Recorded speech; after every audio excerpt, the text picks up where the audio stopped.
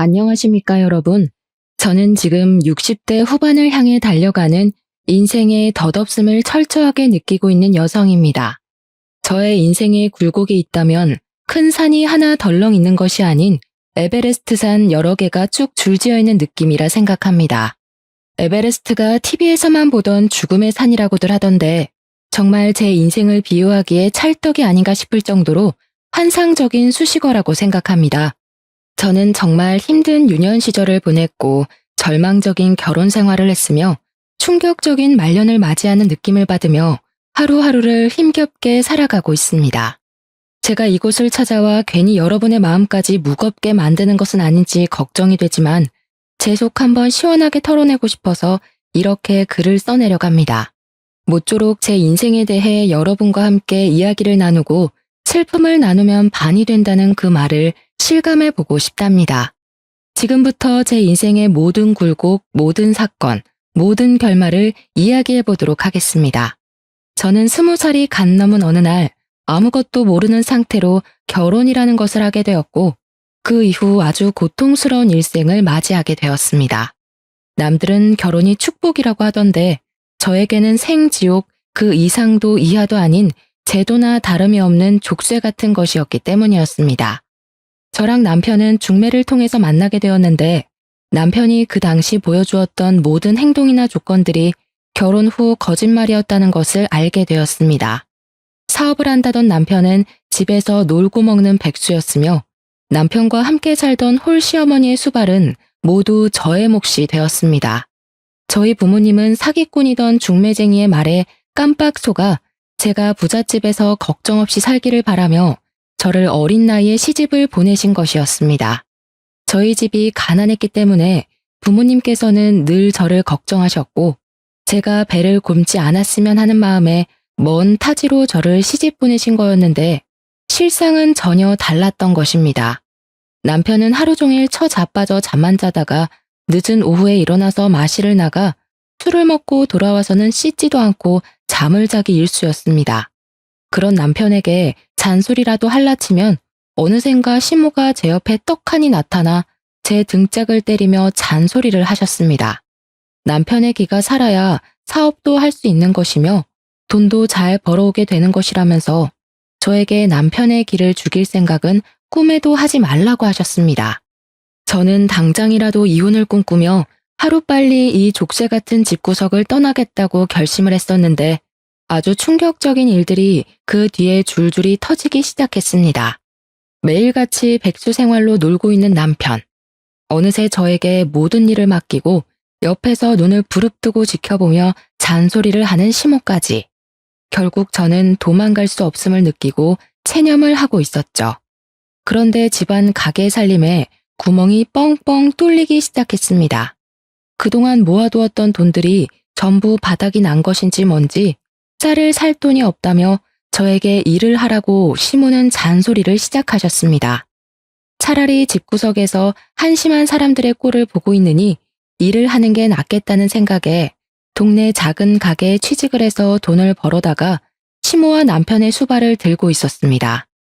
반찬을 사러 가는 길이 무서울 정도로 돈이 없어서 전전긍긍을 하던 도중 친정 부모님께서 아주 갑작스러운 사고를 당하게 되었습니다. 두 분이서 저를 보러 오시겠다며 그 멀리서 버스를 타고 이동을 하시다가 버스 전복 사고가 나게 되면서 그 자리에서 그만 목숨을 잃고 마셨던 것입니다. 처음 병원에서 전화를 받았을 때 저는 현실감이 전혀 느껴지지 않아서 한참을 멍하니 수화기를 들고 서 있어야 했습니다. 시모가 전화비 많이 나온다고 당장 전화를 끊으라고 소리를 치지 않았더라면 그 자리에서 하루 종일도 서 있었을지 모르겠습니다. 저는 정말 갑자기 두 부모를 한날 한시에 잃어버린 천의 고아가 되고 말았고 제 인생은 점점 더 미궁 속으로 빠져들게 되었습니다. 장례를 전부 치르고 상실감에 젖었는데 저희 집은 제가 태어나던 때부터 지금까지 단 한 번도 부유했던 적이 없었던 집안이라 당연히 물려받을 유산 같은 것도 전혀 없었습니다. 상속을 할 재산이 없으니 딱히 부모님의 재산을 정리할 것도 없었는데 그걸 알게 된 시모가 저에게 한 소리를 하시더라고요. 부모를 잃은 슬픔에 잠겨서 아무것도 하지 못하고 먹지도 못하는 사람에게 저희 부모님이 실속이 전혀 없는 사람이라면서 핀잔을 주는 게 아니겠습니까? 부모님 두 분 다 어이없는 사고로 보내버린 자식에게 도대체 그게 할 소리랍니까? 저는 상식을 벗어난 시모에게 정말 치가 떨렸습니다. 우리 집이 물려줄 유산이 1원도 없는 거지 같은 집안인지 몰랐다면서 보험도 들어둔 게 하나도 없냐고 저에게 잘 알아보라고 하더라고요. 돈돈거리면서 장례식장에 다들 부조는 많이 냈냐고 물어보는데 사람의 탈을 쓴 짐승이 따로 없다는 생각을 하게 되었습니다. 어떻게 사돈이 죽었는데 장례식장에서 돈 타령을 할 수 있는 것인지 이해가 가지 않았습니다. 하지만 시모와 남편의 만행은 여기서 끝이 나지 않았습니다. 이 정도가 전부였다면 제가 에베레스트를 들먹일 이유가 없었겠죠. 장례가 끝난 뒤 큰 돈을 만질 거라 생각했지만 보험금도 재산도 하나 없자 시모는 저에게 하루빨리 돈이나 많이 벌어오라면서 슬픔에 잠길 시간을 주지 않았습니다. 제가 부모님을 추락할 시간조차 주지 않고 부려먹을 생각만 하고 있었으니 제 속은 얼마나 타들어갔겠습니까? 저는 집에서 놀고 먹는 백수 남편과 모든 걸 제 탓을 하고 돈 타령만 하는 시모를 모시고 살다가 이혼을 다시 한번 결심한 어느 날 임신을 하게 된 사실을 알게 되었습니다. 오랜 시간 달거리가 없었고 몸이 이상하게 나른하고 배가 불러온다고 했더니 임신을 하고 말았던 것입니다. 저도 지금 생각해보면 그때의 저를 쳐 죽이고 싶을 정도로 원망하고 있습니다. 어떻게 이혼을 결심한 사람이 임신을 할 수 있다는 말입니까? 뱃속에 아이가 자리를 잡고 있는데 제가 그 몸을 하고 도망을 쳐서 무일푼으로 길바닥 생활을 할 수 없었기 때문에 저는 이혼에 대한 생각을 접어야 했습니다. 결국 그 집을 떠나지 못하고 매일매일 눈물바람으로 제 인생을 다독이면서 밤을 지새우며 지냈습니다. 정말 기구한 인생이라고 하지만 어떻게 이런 일이 저에게 벌어질 수 있는지, 물론 제 잘못이 전혀 없다고는 말할 수 없지만 그래서 더욱 한탄스러웠습니다. 제가 임신까지 했음에도 불구하고 정신을 차리지 못한 남편은 돈을 한 푼도 벌어오지 않았고 벌어와야 한다는 생각조차 하지 않았습니다. 저는 만사까지도 쉬는 날 없이 열심히 일을 하면서 돈을 벌어왔습니다. 비단 우리 가족의 생계 때문이 아니라 태어날 아이에게 좋은 것을 해주고 싶었기 때문이었습니다. 푼돈이긴 하지만 한 푼, 두 푼을 모아서 아이를 위한 물건들을 사 모으며 출산 준비를 하고 있었는데 시모가 저에게 잔소리를 하더라고요. 아기 배내 쪼그리 해봐야 몇 개월이나 입는다고 3개나 준비를 했냐? 2개만 사서 매번 빨아입히면 되는 것을. 더워 죽겠는데 벗겨놔도 되겠구먼. 거기다가 기저귀랑 손수건은 뭐 이렇게 많아? 청기저귀 하나 사다가 빨았으면 평생을 쓸 수 있는데 일회용 기저귀가 뭐냐? 요즘 것들은 노동을 안 해. 쉬운 길로만 가려고 한다고 하면서 제가 산 육아용품에 돈 1원 보태준 것도 아니면서 내내 트집을 잡고 잔소리를 하는 것이 아니겠습니까? 분유는 무슨 분유를 먹인다고 젖병을 이렇게나 샀냐? 모유 수유하면 돈도 안 들고 좋은데 자기는 1년 넘게 모유를 먹였다고 하면서요. 저런 거 살 돈이 있으면 본인이 먹을 고기라도 한 덩어리 더 사오라면서 나이가 들어서 그런지 자꾸 고기가 당긴다고 하시더라고요. 저는 10달을 꼬박 품어 떡두꺼비 같은 아들을 낳았지만 정말 기쁘다는 마음이 단 하나도 들지 않았습니다.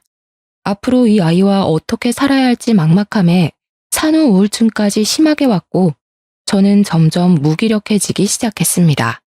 하루가 어떻게 흘러가는지 아이가 울면 수유를 하고 아이가 자면 옆에 누워서 눈물을 흘리는 나날들을 반복했습니다. 가끔은 아이가 울어도 안아줄 힘이 없어서 누워있고 했는데 남편은 깨어있으면서도 단 한 번도 아들을 안아준 적 없는 사람이었습니다. 안아주기는커녕 아이가 우는 게 시끄럽다면서 발로 툭툭 아이를 밀어내는 몰상식한 짓까지 쉼없이 했습니다.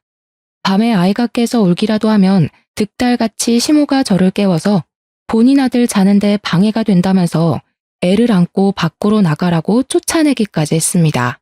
제 입에서는 한숨이 나오지 않는 날이 없었고 시모는 그 꼴도 보기 싫었는지 저에게 복이 날아간다면서 입을 툭툭 치곤 했습니다. 저는 아이를 키우는 게 너무 힘들고 또 우울증이 심해지면서 신체에 변화가 생기기 시작했고 젖이 제대로 돌지 않는 지경까지 이르렀습니다. 제가 모유 수유를 제대로 하지 못해 아이가 늘 배고파했고 분유를 사다 먹이기 시작했는데 시모가 그걸 보더니 저에게 혀를 차면서 잔소리를 하시더라고요. 애한테 모유 수유조차 제대로 못하는 년이 무슨 어미야? 어디서 주워온 자식 데려다 키우는 줄 알겠네. 시모와 남편과 같이 살던 그 나날들은 정말 하루하루가 지옥과 다름없었습니다. 아니, 차라리 지옥으로 떨어졌으면 좋겠다고 생각할 정도였습니다.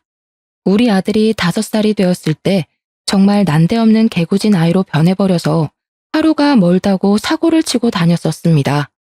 귀여운 사고부터 한숨이 절로 나오는 사고까지 하루도 빠짐없이 난리를 치우던 우리 아들은 매일같이 혼이 나야 정신을 차렸는데 저는 단 한 번도 손찌검을 한 적이 없었습니다. 그렇게 행동을 하면 안 되는 이유에 대해서 최대한 아이 눈높이에서 설명을 해주려고 노력을 했었습니다.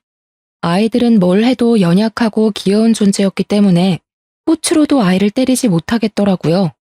남편은 사실 제가 뭘 하든지 간에 아무런 관심이 없었고 아이와 눈조차 제대로 마주치지 않는 사람이었기에 신경도 쓰지 않았지만 시모는 나날이 잔소리를 심하게 하셨습니다. 저희 아들이 편식이 무척이나 심한 아이였는데 제가 일부러 요리를 할 때마다 아들과 함께 상을 차리고 요리를 하곤 했었습니다.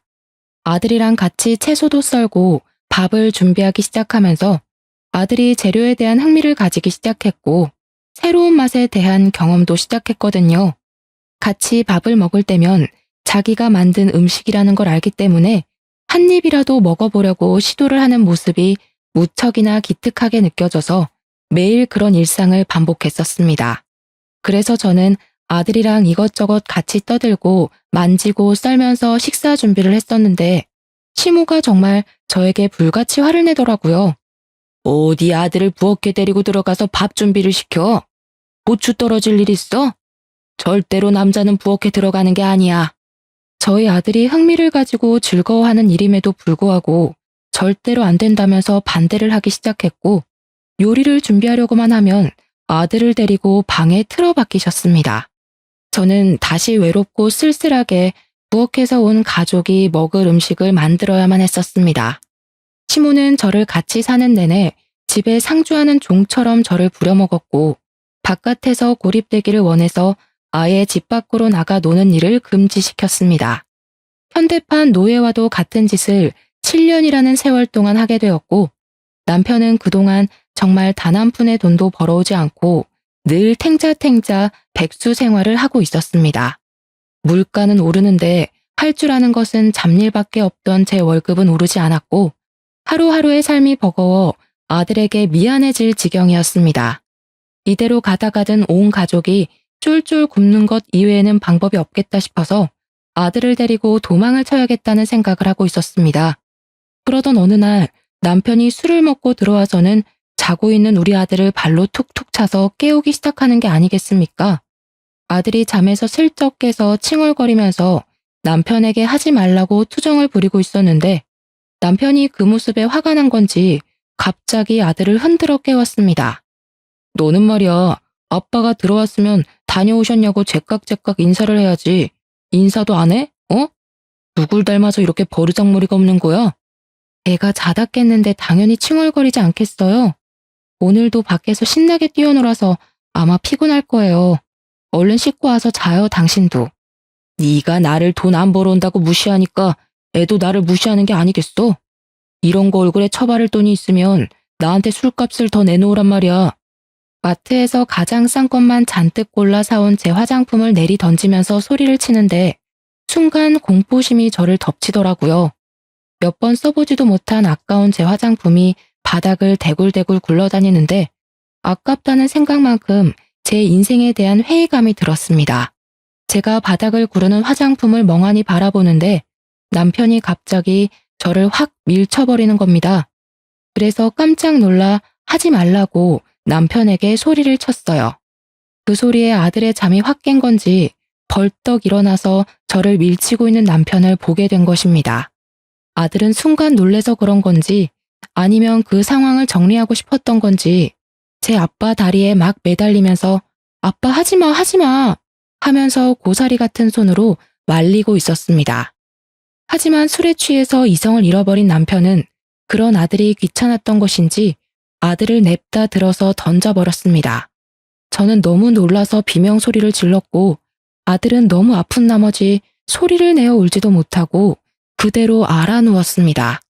더 충격적인 건 남편이라는 새끼는 그런 아들이 시끄럽다면서 욕짓거리를 내뱉기 시작했습니다. 저는 그런 남편이 더 이상 사람으로 보이지 않았어요. 그래서 온 힘을 다해서 남편의 다리를 붙잡으며 뜯어 말렸지만 제 힘으로는 역부족이었습니다. 결국 저는 바닥에 쓰러진 아들을 감싸안고 그 아픈 발길질을 전부 받아내야만 했습니다. 우리 모자는 그날 남편에게 씻을 수 없는 상처를 입게 되었고 그날 밤새 내내 움직이지도 못하고 꺽꺽 소리만 내는 아들의 입을 틀어막고 밤을 지새워야 했습니다.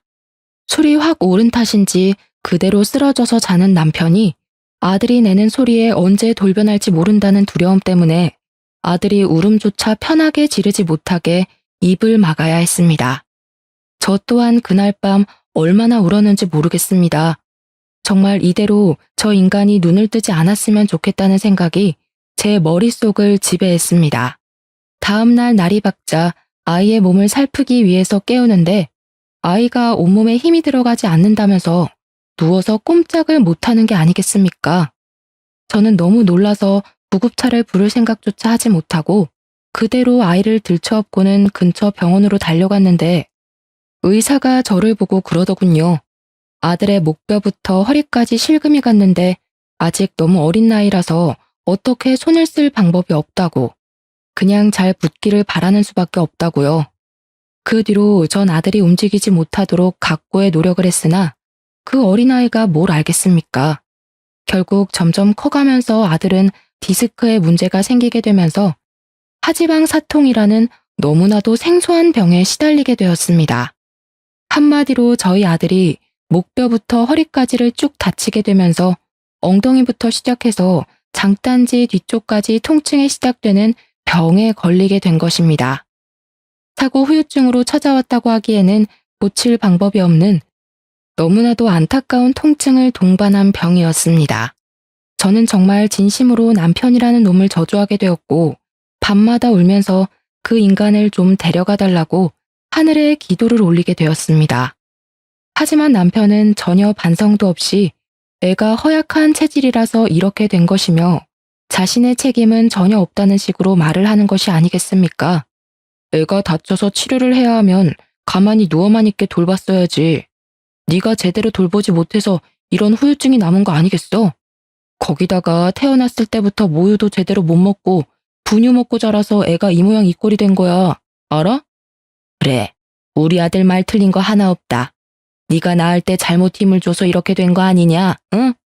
나오면서 허리가 걸린 거 아니냐고. 저한테 그냥 운이 나쁘게 사고를 당한 거다. 그 사고에는 네 책임도 있다고 박박 우기던 남편과 시모는 어느새인가 모든 걸 제 탓으로 돌리고 있었습니다. 저는 그제야 정말 이성이 날아가는 경험을 하게 되었습니다.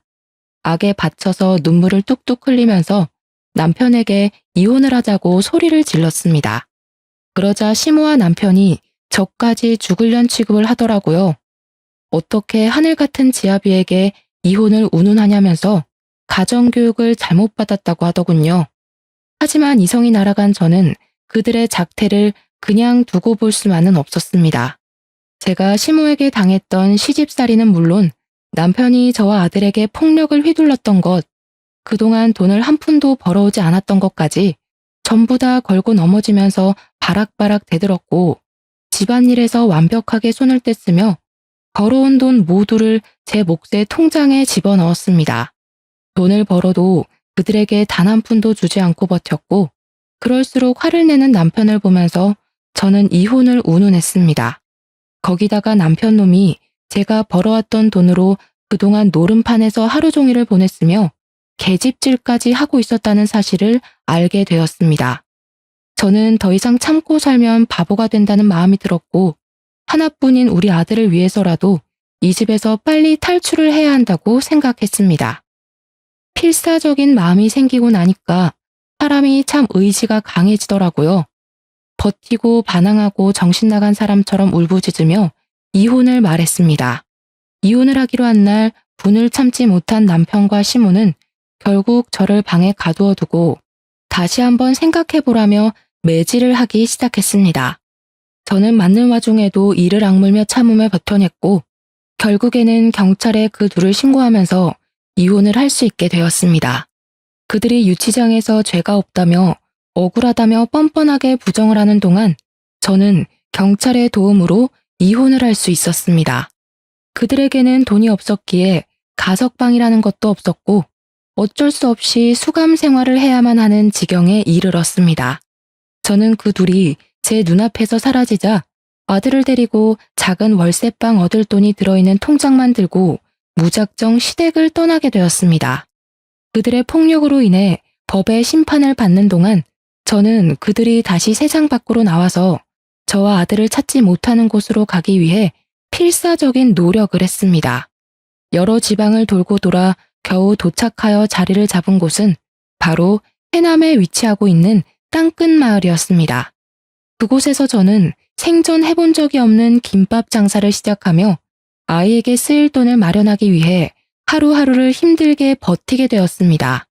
처음에는 노상에서 김밥을 말아서 파는 일을 하다가 한 푼 두 푼 정말 티끌 모아 태산이라는 말처럼 쌈짓돈을 모아 아주 작은 구멍가게 같은 걸 열게 되었습니다. 라면과 김밥을 팔면서 아들을 키워낸 저는 20년을 더 고생한 덕분에 우리 아들을 아주 기골이 장대한 놈으로 키울 수가 있었습니다. 그만큼 제가 하루도 쉬지 않고 일을 해서 번 돈으로 아들을 먹이고 입히고 했다는 산 증거가 아니겠습니까? 제 인생의 전부이자 제 인생의 원동력이었던 아들을 그렇게 키우고 나니 정말 가슴이 벅차오를 정도로 울컥한 마음이 들었습니다.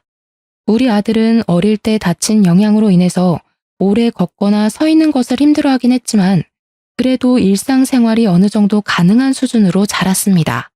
이미 한번 다쳐버린 몸뚱어리가 정상으로 돌아오기는 힘들었고 그럴 가능성도 없었지만 의지 하나로 잘 버텨왔다고 생각합니다. 우리 아들이 28살이 되던 해의 말입니다.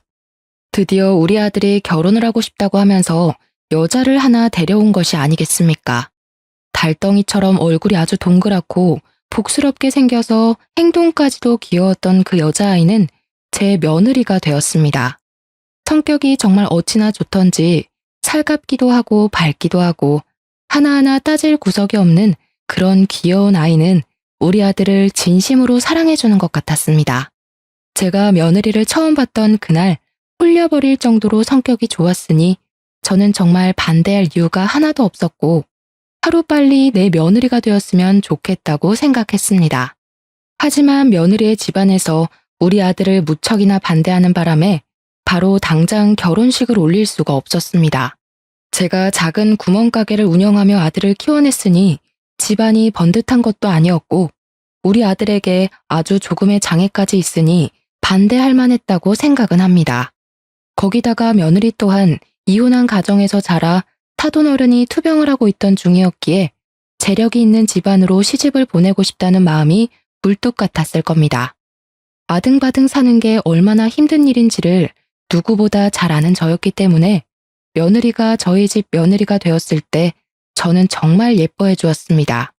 저의 작은 김밥집에서 굳은 일을 마다하지 않고 저를 돕는 며느리를 어찌 예뻐하지 않을 수가 있겠습니까? 그 당시 저희 아들은 주유소에서 일을 하고 있었는데 사실 아들이 벌어오는 돈은 아주 조금밖에 되지 않았습니다. 다리에 장애가 있었기에 일이 빠르지 않았고 오래 서서 일을 할 수 없었으니 당연히 버는 돈이 적을 수밖에 없었습니다. 제대로 공부를 하지 않아서 좋은 회사에 취직을 하지 못한 아들은 늘 취업에 대한 자격지심이 있었던 놈이었습니다. 거기다가 반대가 심했던 안싸돈이 우리 아들에게 직장조차 제대로 가지지 못한 놈이 무슨 결혼이냐고 계속해서 무시를 해댔기 때문에 자격지심은 더욱 깊어지기만 했습니다. 하지만 저는 그런 일이 있음에도 불구하고 우리 아들 부부가 현명하게 대처를 하고 잘 이겨나갈 수 있을 것이라 생각해서 둘 사이를 지지해 주었습니다. 그러던 도중 정말 불운하게도 주유소에서 사건이 일어나게 되었습니다. 야간에 일을 하던 아들이 잠시 졸음에 빠져서 꾸벅꾸벅 하던 도중에 주유소 전문 털이범이 현금통을 통째로 털어간 사건이 벌어지게 된 것입니다. 아들이 한번 잠에 빠지면 누가 업어가도 모를 정도로 깊게 자는 놈이라 현금통을 털어간 범인으로 우리 아들이 지목되게 된 것입니다. CCTV가 있는 것도 아니었던 터라 아들이 훔쳐가 놓고 발뺌하는 거 아니냐면서 사장은 물론이고 경찰까지 우리 아들을 의심해 조사를 받게 되었습니다. 현금이 꽤 들어있었던 탓에 그 돈을 전부 물어내라고 난리를 치는 사장 때문에 우리 아들은 물론이고 저까지도 골머리를 썩었습니다. 수사를 통해서 제3의 인물의 지문이 나오면서 다행히 아들은 누명에서 벗어나긴 했지만 이미 대부분의 사람들이 우리 아들을 범인으로 생각하고 있던 상태였습니다. 가뜩이나 자격지심으로 똘똘 뭉친 아들은 범인으로 몰렸다는 그 충격에 헤어나오지 못하게 되어버렸죠. 아들은 그대로 주유소를 그만두게 되었고 저와 며느리가 김밥집을 운영하면서 버는 돈으로 먹고 살아야 했습니다. 하지만 그것도 쉬운 일은 아니었습니다. 김밥이랑 라면을 팔아서 버는 돈이 되면 얼마나 되겠습니까? 저희가 무슨 엄청 큰 분식집을 하는 것도 아니었고 정말 작은 3평짜리 가게였습니다. 생활은 점점 궁핍해지기 시작했고 어쩔 수 없이 며느리가 취직을 하면서 돈을 벌어오기 시작했습니다. 그냥 작은 사무실에서 잡일을 하기 시작했는데 거기 사장이 또 엄청나게 나쁜 놈이었던 것입니다. 우리 며느리에게 돈을 더 얹어주겠다면서 치근덕거리기 시작했고 나중에는 불륜관계를 맺자고 요구를 했다는 것이 아니겠습니까? 당연히 저희 며느리는 절대로 그런 일은 없을 거라며 사장을 거부하기 시작했습니다. 그러자 치졸하게 회사 사람들 앞에서 대놓고 며느리에게 망신을 준다던가 일부러 야근을 시키는 둥 며느리를 괴롭히기 시작한 것입니다. 며느리는 하루가 다르게 우울해졌고 말라가는 게 눈에 보일 정도로 힘들어 했습니다.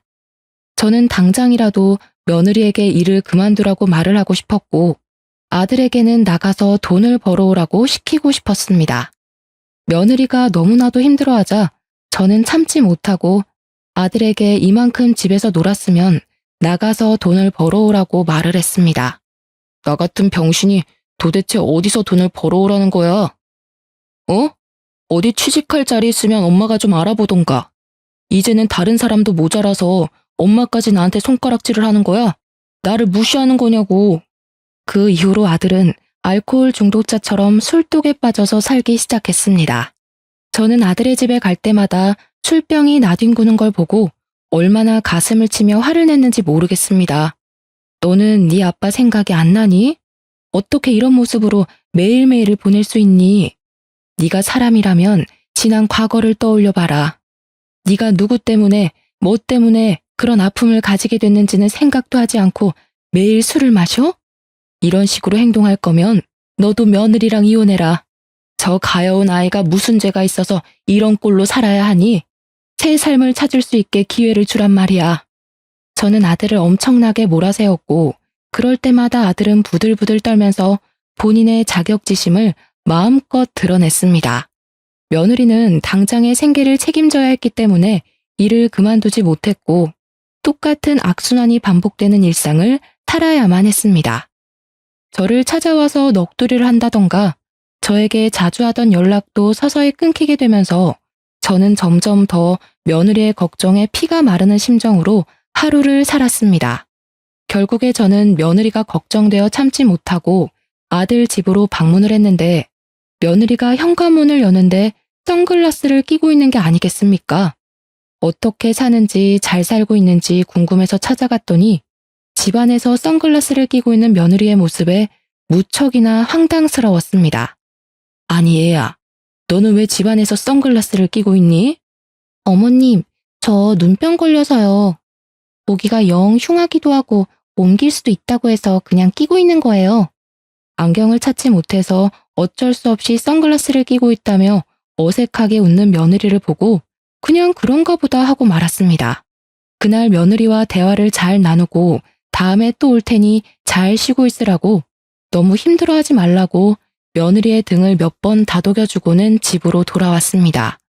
또 몇 주의 시간이 흐른 뒤 찾아가 보니 며느리가 이번에는 감기에 걸렸다고 하면서 마스크를 끼고 있지를 않나, 하루는 시간이 없어서 머리를 감지 못해서 냄새가 난다며 모자를 푹 눌러 쓰고 있는 게 아니겠습니까? 제가 밖에서 만났더라면 이해를 했을 텐데 집안에서 만나는 건데도 그런 모습을 하고 있는 게 무척이나 의아했습니다. 제가 참 바보 같죠? 그게 며느리가 주는 신호임을 알았어야 했는데 저는 아무것도 눈치를 채지 못한 바보 멍청이었습니다. 시간이 한참 흐른 뒤 폐인이 되어버린 아들을 어떻게든 다시 일으키고 싶었던 저는 아들의 집을 줄기차게 방문하기 시작했습니다. 아들네 집으로 가서 며느리가 일이 바빠 챙기지 못한 집안 살림을 정리해주고 반찬도 채워주고 하면서 아들에게 잔소리를 했죠. 이제는 더 이상 놀지 말고 밖에 나가서 생산적인 일을 했으면 좋겠다고 짜증을 내는 아들을 툭툭 일으켜 세워주면서 말입니다. 며느리가 아들에게 잔소리를 하지 못할 게 뻔하니 제가 대신 나서서 아들을 다시 바깥으로 내보내야 한다고 생각을 했습니다. 집을 청소하던 도중에 며느리가 사용하는 것으로 보이는 화장대 서랍을 열었는데 거기서 이상한 종이뭉치와 수첩을 발견하게 되었습니다. 종이뭉치가 이상하게 낯선 듯 익숙해서 뭔가 하고 읽어보니 글쎄 병원 진단서가 아니겠습니까? 전치 3주, 4주 아주 다양하게 있었고 타박상에 의한 진단서가 대부분이었습니다. 저는 너무 놀라서 이게 다 뭔가 싶어서 꼼꼼하게 자리에 앉아 그 진단서들을 살펴보기 시작했습니다. 저는 점점 경악으로 얼굴이 물들었습니다. 저는 그 흔적을 너무나도 잘 알고 있었거든요. 그것을 폭력에 의한 물리적 피해를 입었다는 진단서였습니다. 덜덜 떨리는 손으로 수첩을 열어 확인을 하는데 날짜별로 빨간색과 파란색으로 표시되어 있는 것이 아니겠습니까? 파란색의 빈도가 훨씬 더 높긴 했지만 빨간색으로 체크가 되어 있는 날들이 꽤 많이 등장하기도 했습니다. 뒤로 넘겨서 그 날짜에 쓴 일기들을 확인하는데 며느리가 적은 것으로 보이는 그 일기에는 우리 아들에게 손찌검을 당한 이야기들이 줄줄이 써져 있었습니다. 제가 방문했을 때 선글라스를 끼고 있었던 것, 마스크를 써야 했던 것, 모자를 눌러 쓴 것 전부 저에게 보여주고 싶지 않았던 며느리의 노력이었던 것입니다. 제가 너무나도 사랑하는 아들이 자신에게 그런 몹쓸 짓을 했다는 사실을 시모인 저에게 숨기고 싶었던 며느리의 아픔이었던 것이죠. 일기의 내용 또한 정말 가관이었습니다. 회사 사장과의 관계를 의심하는 아들의 욕설로 시작된 일기부터 아이가 생기지 않는 것에 대한 화풀이까지 전부 상세하게 적혀 있었습니다. 저는 정말 분노로 이성을 잃어버린 사람처럼 부들부들 떨었습니다. 우리 아들이 저의 전 남편이 했던 짓을 고스란히 사랑스러워서 아껴만 주고 싶은 며느리에게 행하고 있다는 사실을 믿을 수가 없을 정도였습니다. 게다가 우리 아들은 술만 먹으면 개가 되었던 전 남편에게 당해서 신체에 문제까지 있는 놈인데 똑같은 짓을 하고 있다니. 저는 이 분노를 참지 못하고 며느리의 화장대 앞에서 눈물만 뚝뚝 흘리고 있었습니다. 그렇게 꾹꾹 참아내며 당장이라도 방에 있는 아들의 머리채를 잡고 싶은 걸 참은 지 1시간쯤 지났을까요? 며느리가 녹초가 되어 퇴근을 하고 돌아왔습니다. 저를 보자마자 놀라면서 식사는 하셨냐고 묻는 며느리를 보는데 저 착한 아이가 당했을 고통에 메마른 줄 알았던 눈에서 눈물이 다시 한번 쏟아지더라고요. 저는 며느리를 잡고 엉엉 울었고 제 눈물을 보자 같이 눈물이 터진 건지 며느리도 저를 붙잡고 엉엉 울기 시작했습니다. 저는 며느리에게 서랍 안에서 본 모든 걸 다 봤다고 이혼을 하라고 생각을 거치지 않고 이야기를 했습니다. 며느리는 저에게 어떻게 해야 할지 도무지 감을 잡지 못하겠다고 하더라고요. 그이가 술을 먹고 화풀이를 할 때만큼은 이혼 생각이 간절하다가도 평소에 건드리지 않으면 싸울 일이 없어서 괜찮다는 생각도 들어요. 제가 너무나도 사랑하는 사람이기 때문에 한 번만 용서해주자는 마음으로 살다가 여기까지 오게 된 거예요. 거기다가 저희 어머니께서 엄청나게 반대를 하셨었잖아요. 엄마 보기 부끄러워서 제가 어떻게 이혼을 하겠어요. 저는 며느리에게 생전해본 적 없던 호통을 크게 쳤습니다. 너의 인생이 지금 나락으로 가게 생겼는데 그 와중에 부끄럽긴 뭐가 부끄럽다는 게야. 내가 화장대 서랍 안에서 모아둔 증거 다 봤다. 이거 가지고 경찰에 신고를 해. 그리고 내가 가게를 팔아서라도 네 변호사 선임해 줄 테니까 이혼 소송을 걸어. 우리 아들이지만 저 모양 저 꼴로 사는 거 나 더 이상은 못 본다. 내가 시키는 대로 이혼해. 그런데 그 순간 제가 호통치는 소리 때문에 깬 건지 뭔지 방에서 자고 있던 아들이 뛰쳐나오는 게 아니겠습니까? 표정이 완전히 썩어가지고는 저와 며느리를 번갈아 가면서 보며 콧김을 씩씩 뿜어대더라고요. 이혼? 누구 마음대로 이혼이야? 그러더니 제 손에 들려있던 진단서 뭉치를 빼앗듯이 들고 가더니 하나하나 확인을 해보는 것이 아니겠습니까? 전부 다 확인을 한 아들은 그 진단서 뭉치를 허공에다가 뿌렸습니다. 와, 진짜 소름 돋네. 이런 증거들을 하나하나 모으면서 내 뒤통수를 칠 생각을 하고 있었단 말이야. 거기다가 엄마가 이혼을 도와주겠다고? 아들은 갑자기 눈알을 뒤집으면서 며느리를 향해 돌진을 하려고 드는 게 아니겠습니까? 저는 재빨리 며느리 앞을 막았습니다. 저는 태어나서 처음으로 아들의 뺨을 세차게 2대를 연달아 때렸습니다. 지금 누가 누구한테 화를 내고 있는 거야?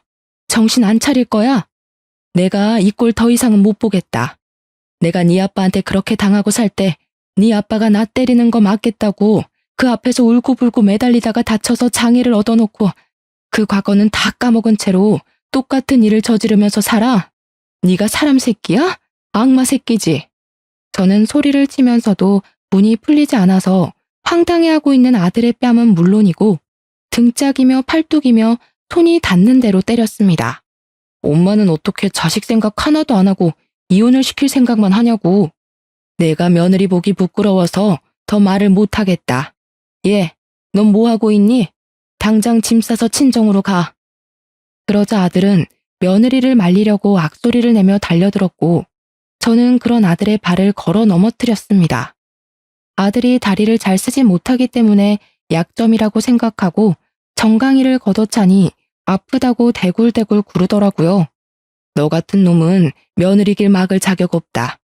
아가, 너는 진단서 들고 경찰서부터 가. 엄마, 너 같은 놈은 콩밥을 먹어야 해.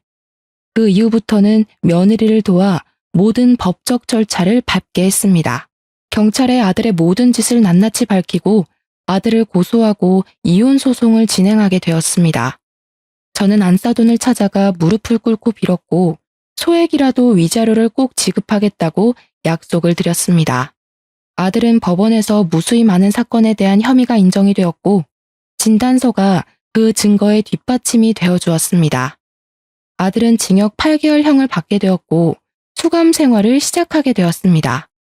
며느리는 이혼을 했고 저는 며느리에게 2번 다시는 이쪽으로 발길조차 돌리지 말라고 신신당부를 했습니다. 며느리는 울면서 저에게 끝까지 죄송하다고 인사를 했지만 전혀 죄송할 필요가 없다고 오히려 며느리를 안심시키려 애를 썼습니다. 그 이후 아들은 만기 출소를 했지만 그 어떤 곳에서도 빨간 줄이 그려진 아들에게 일을 시켜주는 곳이 없었습니다.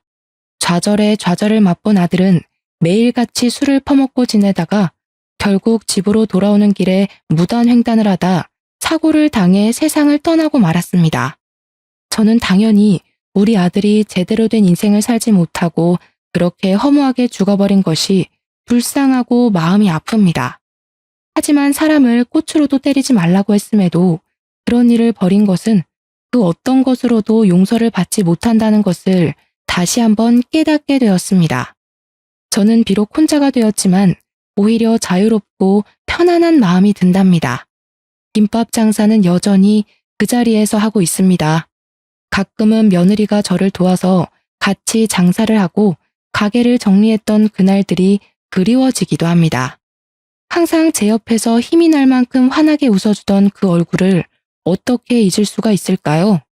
그 예쁜 아이의 얼굴에 그림자를 지게 한 그 과거가 너무나도 고통스럽습니다. 그래서인지 저는 며느리와도 완벽하게 연락을 끊어냈습니다.